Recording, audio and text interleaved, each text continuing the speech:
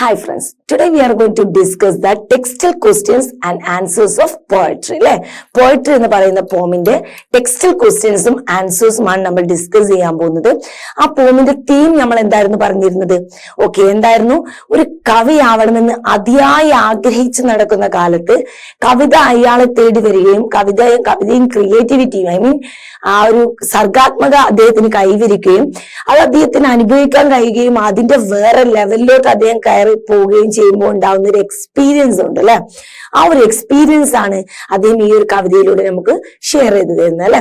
അപ്പൊ നമുക്ക് നോക്കാം അതിന്റെ ടെക്സ്റ്റൽ ക്വസ്റ്റ്യൻസും ആൻസേഴ്സും നോക്കാം. Do you think the speaker in the poem earnestly wishes to be a poet? Which line says so? അല്ലെ, നിങ്ങൾ ചിന്തിക്കുന്നുണ്ടോ പോയറ്റിന് ആത്മാർത്ഥമായിട്ടുള്ള പോയറ്റ് ആവണമെന്ന് ആത്മാർത്ഥമായിട്ടുള്ള ആഗ്രഹം ഉണ്ടായിരുന്നോ എന്നാണോ നിങ്ങൾ ചിന്തിക്കുന്നത്? ഉണ്ടായിരുന്നോ?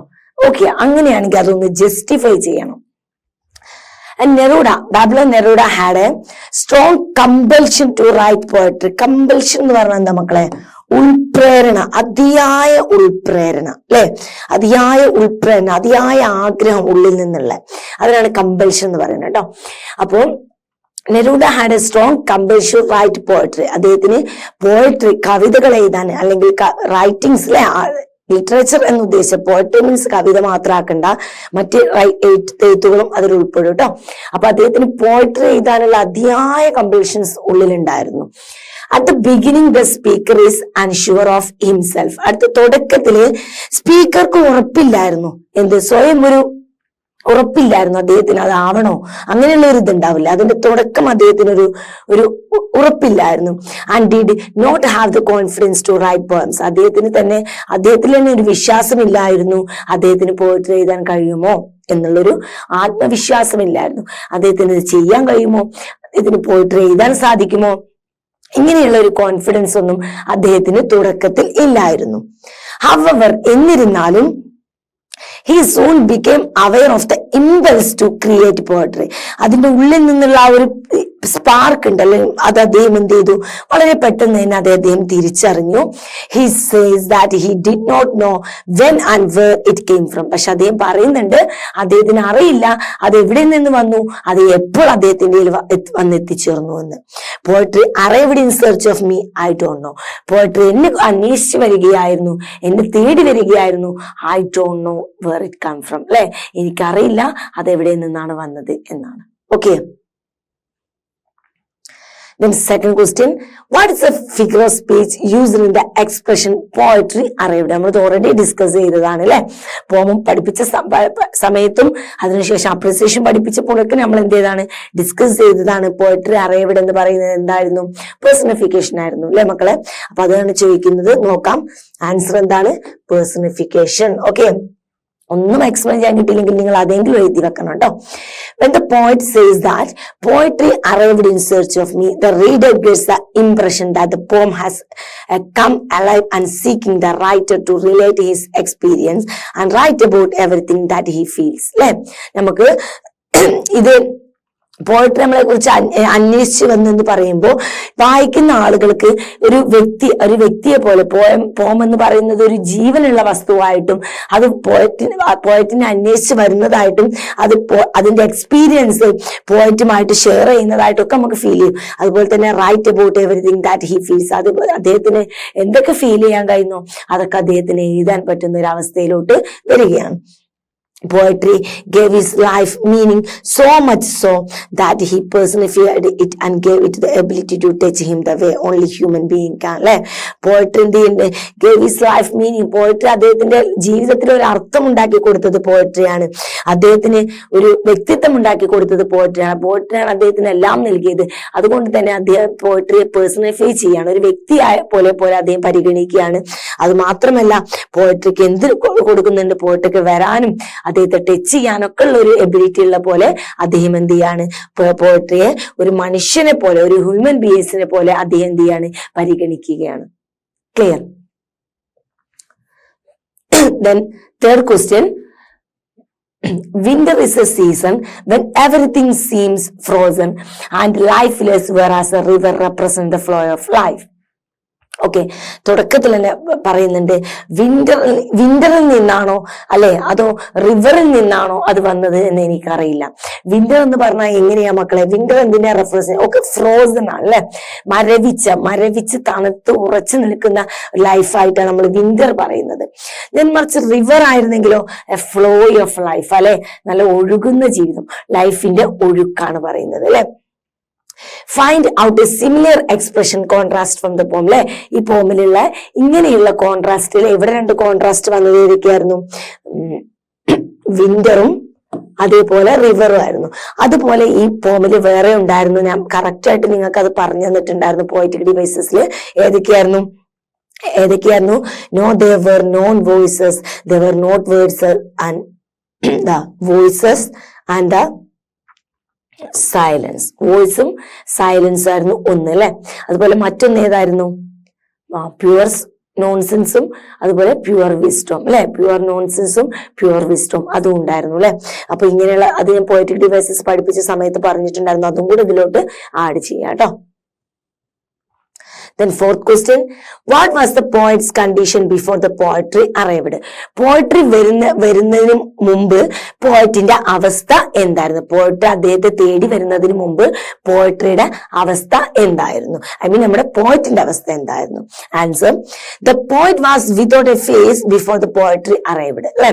ഇതാണ് ഒറ്റ വാക്കിൽ പറയുകയാണെങ്കിൽ പോയട്രി അദ്ദേഹത്തെ തേടി വന്നപ്പോൾ അദ്ദേഹത്തിന് ഒരു ഫേസ് ഇല്ലായിരുന്നു, അദ്ദേഹത്തിന് ഒരു പ്രശസ്തി ഇല്ലായിരുന്നു, ഒരു ഫെയിം ഇല്ലായിരുന്നു, ഒരു മുഖമില്ലായിരുന്നു എന്നാണ് പറയുന്നത്. He did not have any identity, അദ്ദേഹത്തിന് ഒരു പ്രത്യേകമായിട്ടുള്ള ഒരു ഫേമസ് ഐഡന്റിറ്റി ഉണ്ടായിരുന്നില്ല. He did not have a sense of whom he was, അദ്ദേഹത്തിന് തന്നെ ഒരു ഐഡിയ ഇല്ലായിരുന്നു അദ്ദേഹം എന്താണ്, എന്താവും, അദ്ദേഹം ആരാണ് എന്നുള്ള കാര്യത്തിൽ.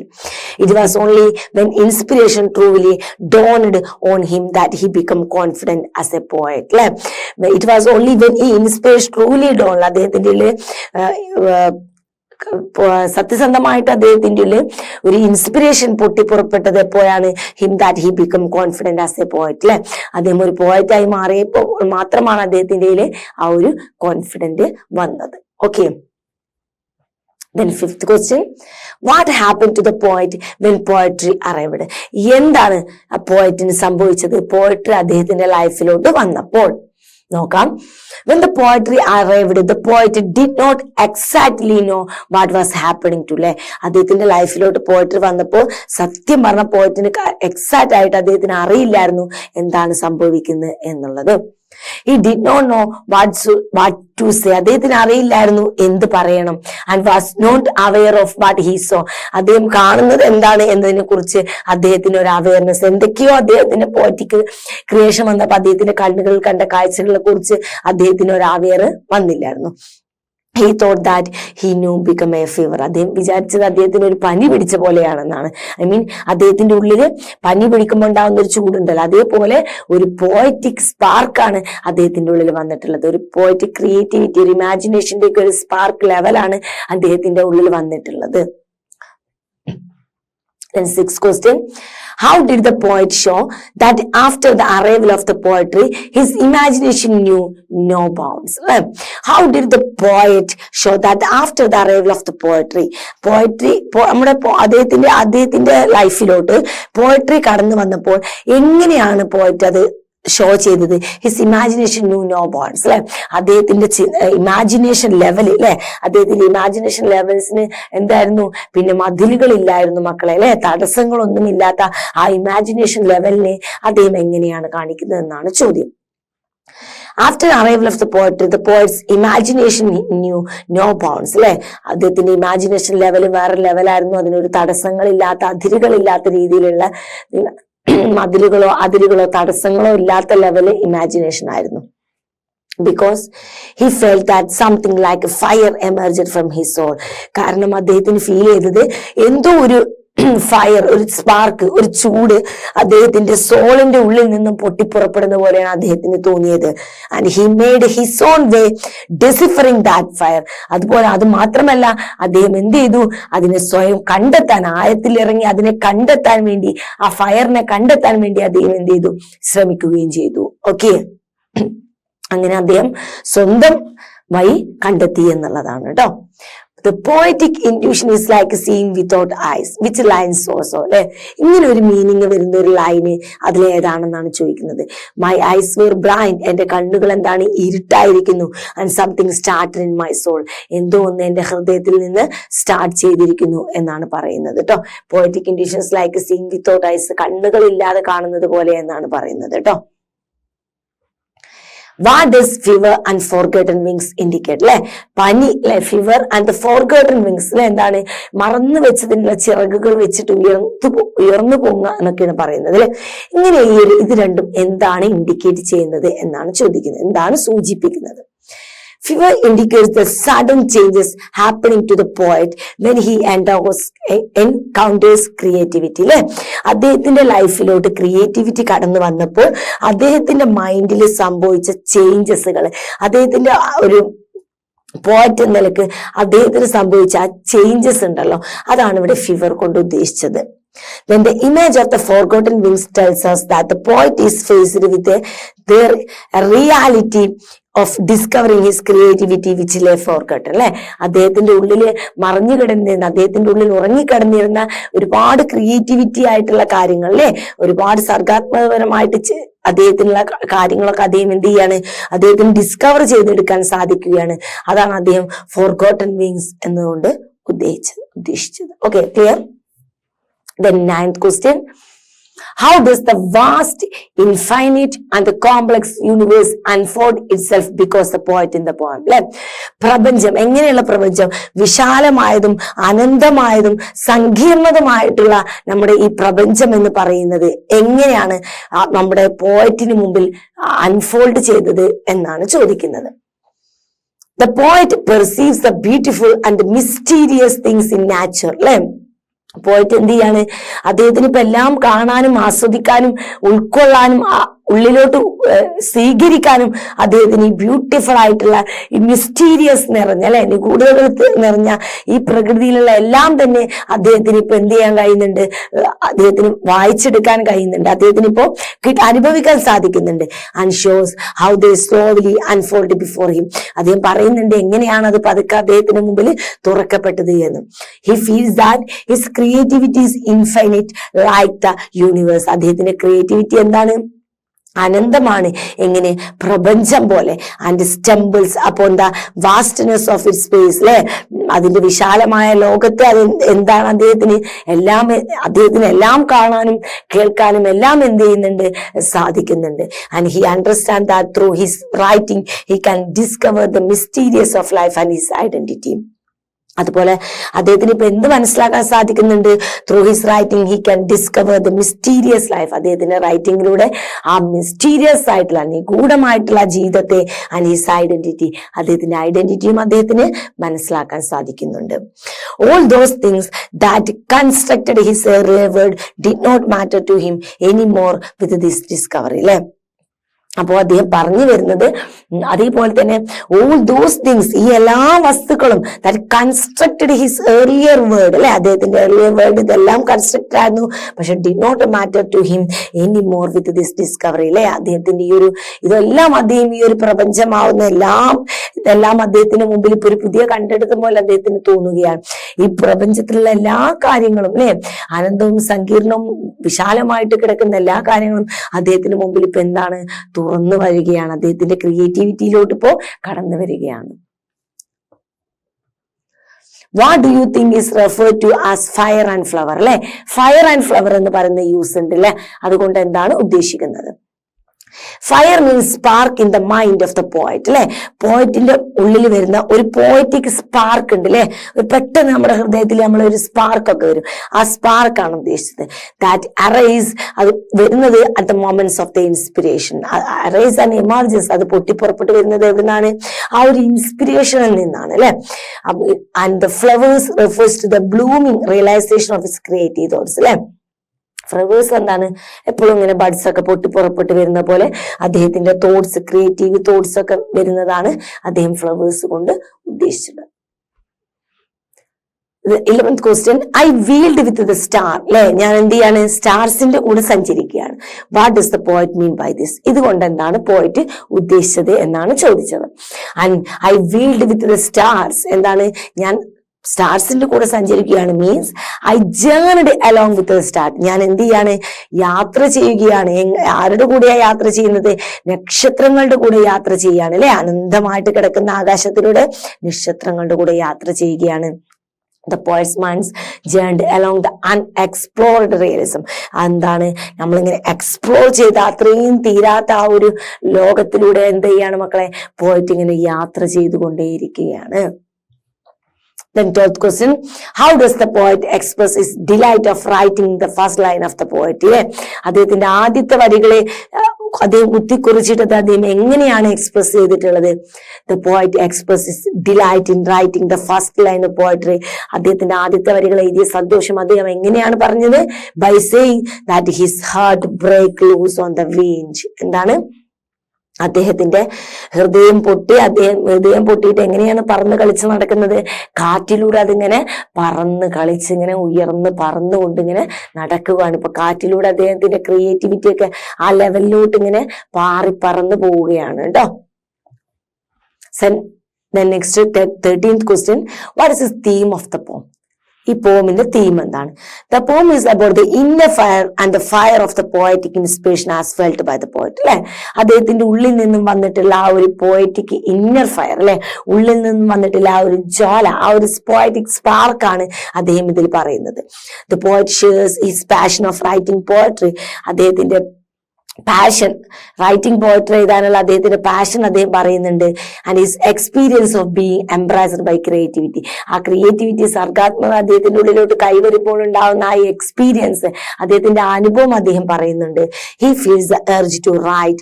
അദ്ദേഹത്തിന് എഴുതാനുള്ള ആ ഒരു എർജ്, ആ ത്വര അല്ലെ, അത് ഫീൽ ചെയ്യുന്നുണ്ട്. In this inspired state of mind his imagination source ആയി അല്ലെ. ആ ഇൻസ്പയർഡ് ആയിട്ടുകൊണ്ടിരിക്കുന്ന അദ്ദേഹത്തിന്റെ ആ മൈൻഡിന്റെ അവസ്ഥയിൽ അദ്ദേഹത്തിന്റെ ഇമാജിനേഷൻ ഇങ്ങനെ കത്തിക്കേറി പോവുകയാണ് അല്ലെ, വേറെ ലെവലിലോട്ട്. അതൊക്കെയാണ് ഇതിന്റെ തീം എന്ന് പറയുന്നത്. What are the inspiration used by the poet to show the inspired moments? What are the expression? എന്തൊക്കെ എക്സ്പ്രഷൻസ് ആണ് പോയറ്റ് യൂസ് ചെയ്തിരിക്കുന്നത്? ഇൻസ്പയർഡ് ആയിട്ടുള്ള അദ്ദേഹത്തിന്റെ മൊമെന്റ്സ്, അദ്ദേഹത്തിന്റെ ഉള്ളിൽ നിന്നും കവിത എഴുതാനുള്ള ഒരു ഇൻസ്പിറേഷൻ വരുന്ന ആ മൊമെന്റ്സ് ഉണ്ടല്ലോ, അതിന് ഏതൊക്കെ വേർഡ്സ് ആണ് അദ്ദേഹം യൂസ് ചെയ്തിട്ടുള്ളത് എന്നാണ് ചോദ്യം. Some of the expression used by the poet to show the inspired moments are poetry arrived in search of me. First use എന്താണ് അദ്ദേഹം യൂസ് ചെയ്തിട്ടുള്ളത്? Poetry arrived in search of me. Poetry എന്നെ തേടി വന്നിരിക്കുന്നു, എന്നെ അന്വേഷിച്ച് വന്നിരിക്കുന്നു. And summoned from the branches of the night. എന്താണ്? രാത്രിയുടെ ശിഖരങ്ങളിൽ നിന്നാണ് എന്നെ അത് വിളിക്കുന്നത്. ഡെസിഫറിങ് ദാറ്റ് ഫയർ അല്ലെ, ആ ഫയർ, ആ ചൂട്, ആ ഒരു സ്പാർക്ക് എന്താണെന്നുള്ളത് ഞാൻ എന്ത് ചെയ്യാണ്? അതിന്റെ പിന്നാലെ പോയി അത് അന്വേഷിച്ച് കണ്ടെത്തുകയാണ്. And something started in my soul. എന്തോ ഒന്ന് എന്റെ ഹൃദയത്തിൽ, എന്റെ ആത്മാവിന്റെ ഉള്ളിൽ പൊട്ടിപ്പുറപ്പെട്ടു തുടങ്ങിയിരിക്കുന്നു. It touched me. അതെന്നെ സ്പർശിച്ചിരിക്കുന്നു. The heavens unfastened and open. ആ സ്വർഗം എന്റെ മുമ്പിൽ എന്ത് ചെയ്യാണ്? അൺഫാസ്റ്റൻ ചെയ്യാണ്, ഓപ്പൺ ചെയ്യുകയാണ്. Drunk with a great star reward അല്ലെ. ആ നക്ഷത്രഗോളങ്ങളുടെ ശൂന്യതയെ, നക്ഷത്ര ശൂന്യതകൾക്കിടയിൽ ഞാൻ എന്ത് ചെയ്യാണ്? അതിനെ ഞാൻ പാനം ചെയ്യുകയാണ്. And wheeled with star. നക്ഷത്രങ്ങളുടെ കൂടി ഞാൻ സഞ്ചരിക്കുകയാണ്. Heart broken loose on the wind. എന്റെ ഹൃദയം പൊട്ടിയിട്ട് ഇങ്ങനെ വിൻഡിലൂടെ ഇങ്ങനെ പാറിക്കളിച്ച് ഇങ്ങനെ വേറെ ലെവലിലോട്ട് പാറിപ്പോവുകയാണ്. ഇങ്ങനെയുള്ള എല്ലാ യൂസുകളും അദ്ദേഹത്തിന്റെ ആ പോയറ്റിക് ഇൻസ്പിറേഷൻ വന്നിട്ടുള്ള ആ മൊമെന്റ്സുകളാണ് ഈ കാണിച്ചിട്ടുള്ളത്. ഓക്കെ കേട്ടോ. നമ്മൾ അപ്രിസിയേഷൻ എഴുതുമ്പോൾ ഇതിലൊരു 6 വരിയെങ്കിലും നിങ്ങൾക്ക് സെന്റൻസ് എങ്കിലും പഠിക്കാൻ കഴിഞ്ഞാൽ നിങ്ങൾക്ക് ഈ പോയറ്റ് അപ്രിസിയേഷൻസും അല്ല ഈ ഒരു ഭാഗത്ത് നിന്ന് എന്ത് വരികയാണെങ്കിലും അതിലോട്ട് ചേർത്ത് കൊടുത്തു കഴിഞ്ഞാൽ ഒന്നും കൂടിയൊക്കെ മാർക്ക് നന്നായിട്ട് സ്കോർ ചെയ്യാം. Then 15th, what is the tone of the poem? Choose a tick relevant answer അല്ലെ. ഇതിന്റെ ടോൺ എന്താന്നുള്ളത് ഇതിൽ നിന്ന് തെരഞ്ഞു പിടിക്കണം. ചിയർഫുൾ, ഭയങ്കര ഓവർ ഹാപ്പി ആയിട്ട് ചിയർഫുൾ ആണോ? സർക്കാസ്റ്റിക് ആണോ? ഒരു പരിഹാസ്യ രൂപേണ എഴുതിയതാണോ? എക്സ്റ്റാറ്റിസ്, ഓവർ എക്സ്ട്രസി അല്ലെ. ഓവർ നമ്മുടെ ലൈഫിൽ എന്തെങ്കിലും നമ്മൾ ഒരുപാട് പ്രതീക്ഷിച്ചിട്ട് ആ ഒരു കാര്യം നമ്മളിലോട്ട് വരുമ്പോൾ ഉണ്ടാവുന്ന ഒരു എക്സ്റ്റാറ്റിക്. മെലങ്കോളിക് ആണോ? സാഡ് ആണോ? അല്ല അല്ലെ. ഇതിലേതാണ് ആൻസർ മക്കളെ? എക്സ്റ്റാറ്റിക് അല്ലെ. പോയറ്റിന്റെ വേറെ ലെവലോട്ടുള്ള എക്സൈറ്റ്മെന്റ് ആണ് നമ്മൾ കാണുന്നത് അല്ലെ. Then let's revisit activity 1. വളരെ 3 ചെറിയ കുഞ്ഞ ആക്ടിവിറ്റി മാത്രമേ ഉള്ളൂ അല്ലെ. നമുക്ക് നോക്കാം. The poem is an example of free verse and clause do not have ending rhymes. അല്ലെ, ഇതിനൊരു end rhymes ഇല്ല, free verse എഴുതിയിട്ടുള്ള ഒരു poem ആണ്. The poet has made use of instance of the alliteration to give rhythm to the poem. പിന്നെയെങ്കിലും ഇതിന് ചെറിയൊരു വൃത്തിയും കാര്യങ്ങൾ കാണുന്നത് ഇതിലൊരു alliteration വരുന്നോട് ഇതിന് ചെറിയൊരു rhythm കിട്ടുന്നുണ്ട് അല്ലെ. Underline the initial sounds of the repeated in the given lines. Something started in my soul. അല്ലെ, ഇവിടെ ചെറിയ ചെയ്യാൻ പറഞ്ഞിട്ടുണ്ട്. ഇവിടെ നിങ്ങൾക്ക് കാണുന്നുണ്ടാവും എസ് എസ് എസ് എന്ന് പറയുന്ന alliteration, repetition of the consonant sound in the beginning of the words. അല്ലെ, alliteration is a repetition of the consonant sounds of a series of the words with a phrasal lines. അല്ലെ, ഒരു line ഇവിടെ ഒന്നും ഒരു 4 വരി കഴിഞ്ഞിട്ടൊന്നും അതല്ല കേട്ടോ, ഒരു സീരീസ് ഓഫ് ലൈൻസ് ആയിട്ട് ഇങ്ങനെ കണ്ടിന്യൂ ആയിട്ട് വരുന്നതോ അല്ലെങ്കിൽ വരി അടുത്ത വരി അങ്ങനെ വരുന്നതിൽ റിപ്പീറ്റ് ആയിട്ട് ഏതെങ്കിലും ഒരു കൺസണന്റ് സൗണ്ട്സ് വേർഡ്സിന്റെ ഫ്രണ്ടിൽ വരണം, നടുവിൽ വന്നിട്ട് കാര്യമില്ല, ഫസ്റ്റ് വരണം കേട്ടോ. അതാ, അല്ലാതെ സെന്ററിലൊന്നും പ്ലസ് ഉണ്ടായിട്ട് കാര്യമില്ല കേട്ടോ. അങ്ങനെ തുടക്കത്തിൽ വരികയാണെങ്കിൽ അത് എന്താണ് മക്കളെ? അലിട്രേഷൻ ആണ് അല്ലെ. ഇതിപ്പോ നിങ്ങളോട് പറയേണ്ട ആവശ്യമില്ല, കാരണം നിങ്ങൾ എത്രാം ക്ലാസ് മുതൽ അലിട്രേഷൻ പഠിക്കുകയാണ് അല്ലെ. നോക്കാം. Line 7, but from a street I was summoned. S yes കാണുന്നുണ്ടല്ലോ. Line 2, 12, there I was without a face. W W. Then line 19, fever of the forgotten wings. F F. Then line 23, 24, the first faint and the faint without the substance. Okay. Then line 31 to 33, planets palpitating and plantations എന്ന് പറയുമ്പോഴാ P P P and perforated P. Clear? Okay, ഇനിയും ഉണ്ടാവും അതിൽ അലിട്രേഷൻസ്. നിങ്ങൾ എന്ത് ചെയ്യുക, കണ്ടുപിടിക്കുക കേട്ടോ. അലിട്രേഷൻസ് ഒത്തിരി അതിലുണ്ട്, പ്രത്യേകിച്ച് ഫ്രീ വേഴ്സിലൊക്കെ എഴുതിയതാണെങ്കിലും അലിട്രേഷൻസ് നന്നായിട്ട് യൂസ് ചെയ്തിട്ടുള്ള ഒരു പോമാണ് കേട്ടോ. Then activity 2. Good poetry can paint a vivid portrait of the scene or an emotions with words. Neruda used many images in his poem. Read the poem and the identity images used in it. Complete the following words verb by the selecting appropriate images. ഇമേജുകൾ ഒരുപാട് use ചെയ്യും. നിങ്ങൾക്ക് അറിയാലോ, ഇമേജസുകൾ auditory image, visual image, tactile images അല്ലെ, അങ്ങനെ ഒരുപാട് images ഉണ്ട് അല്ലെ. അപ്പൊ നമുക്ക് നോക്കാം. Words used to create pictures are called images അല്ലെ. പിക്ചറുകൾക്ക് പകരം ഉപയോഗിക്കുന്ന വേർഡ്സിനാണ് നമ്മൾ ഇമേജസ് എന്ന് പറയാം. Imaginary is a figurative language to create picture in the reader's mind. ഇത് എന്തിനു വേണ്ടിയിട്ട് നമ്മൾ ശരിക്കും യൂസ് ചെയ്യുന്നത്? ഇപ്പൊ നമ്മളൊരു ഒരു പോയറ്റ് ഒരു റൈറ്റിങ്സ് എഴുതുന്നതിനിടയിൽ അത് ഇങ്ങനെ പുഴയൊക്കെ ഇങ്ങനെ കണ്ടിട്ടായിരുന്നു, പക്ഷെ അത് ആ കാഴ്ച നമുക്ക് എഴുത്തിലൂടെ കിട്ടണം. അതിനു വേണ്ടിയിട്ട് അവർ യൂസ് ചെയ്യുന്ന പോയറ്റിക് ഡിവൈസ് ആണ് ഇമാജിനറി. അപ്പൊ അത് വായിക്കുന്ന ആളുകൾക്ക് പോയറ്റിന് കിട്ടിയ അതേ വിഷ്വൽ എന്ത് ചെയ്യും, നമ്മൾക്കും ആ ഒരു പോം റീഡ് ചെയ്യുമ്പോൾ കിട്ടും. ഇമേജസുകളാണ്. നമുക്ക് നോക്കാം. ബ്രാഞ്ചസ് ഓഫ് നൈറ്റ് അല്ലെ. ബ്രാഞ്ചസ് ഓഫ് നൈറ്റ് എന്ന് പറയുന്നത് രാത്രിയുടെ ശിഖരങ്ങൾ. നമുക്ക് അതിന്റെ കറക്റ്റ് ഇമേജ് കിട്ടുന്നില്ലേ. അതുപോലെ ഫയർ, ആ ജ്വാല. ദെൻ പെർഫറേറ്റഡ് ഷാഡോ അല്ലെ, ഇങ്ങനെ ഹോള് വന്നിട്ടുള്ള ഷാഡോ നമുക്ക് കറക്റ്റ് ആയിട്ട് ഇങ്ങനെ കാണാൻ സാധിക്കും അല്ലെ. അതുപോലെ ഹെവൻസ്, സ്വർഗം. നമുക്ക് ഓൾറെഡി നമ്മുടെ പിക്ചറുകളൊക്കെ കാണുന്ന ഹെവന് കിട്ടും അല്ലെ.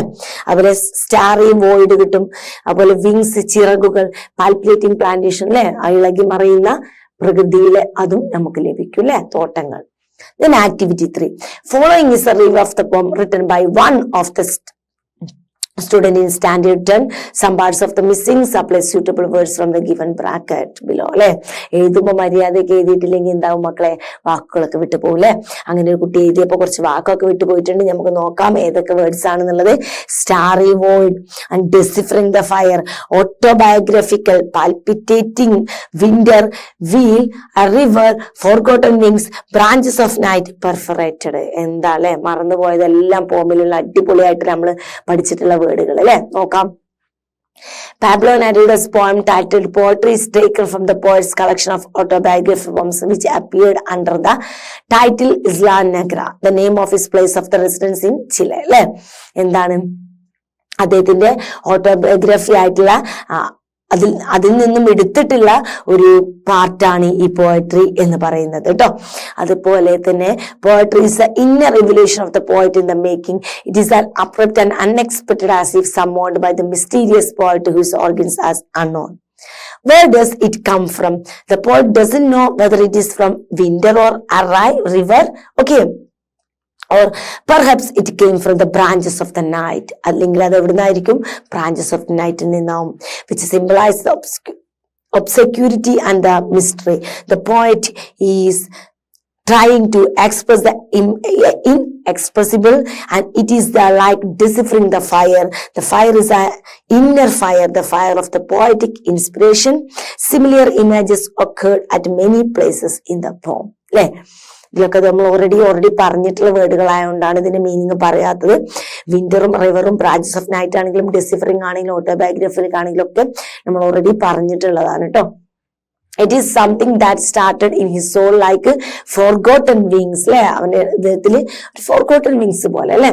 Wings also stand for the same inspired state of mind when the poet will be able to take a flight of imagination. When he started to write, the first lines seemed to be pure nonsense. Then the poet saw the palpitating plantation and the perforated shadows. In Keats' poem Ode to Nightingale, we came across the similar expression, viewless wings of a poesy. Through the creativity, the poet experienced kind of the inner expansion which discloses the vast expanse of the universe before his inner eyes. It is like being drunk with the starry world or wheeling with the stars. ഈ വേർഡ്സുകളൊക്കെ നമ്മൾ ഒരുപാട് പഠിച്ചതാണ്. ഇതിൽ നിങ്ങൾക്ക് നമ്മൾ ഈ നമ്മുടെ പോമിന്റെ appreciation പറഞ്ഞ സമയത്ത് ഇതിൽ നിന്നും കുറച്ചൊക്കെ വേർഡ്സ് അത് പോരാ എന്നുണ്ടെങ്കിൽ നിങ്ങൾ എന്ത് ചെയ്യുക, ഇതിൽ നിന്ന് കുറച്ച് വേർഡ്സ് ഒക്കെ അതിലോട്ട് ആഡ് ചെയ്യാൻ പറ്റിയ ഒരുപാട് പോയിന്റ്സ് അതിലുണ്ട് കേട്ടോ. നമ്മളെ അപ്രിസിയേഷൻസ് ഭാഗത്തോട്ട് ആഡ് ചെയ്ത് കൊടുക്കാൻ പറ്റിയ. ഓക്കെ, സോ വളരെ ചെറിയ 3 ആക്ടിവിറ്റിയും വളരെ കുഞ്ഞു കുഞ്ഞു ക്വസ്റ്റ്യൻസുമുള്ള നമ്മുടെ പോയട്രി എന്ന് പറയുന്ന ഒരു വളരെ മനോഹരമായിട്ടുള്ള പോയം നമ്മളിപ്പോൾ ഡിസ്കസ് ചെയ്ത് കഴിഞ്ഞു. ഇനി അടുത്ത ക്ലാസ്സിൽ നമുക്ക് മറ്റൊരു ചാപ്റ്ററുമായിട്ട് വീണ്ടും കാണാം.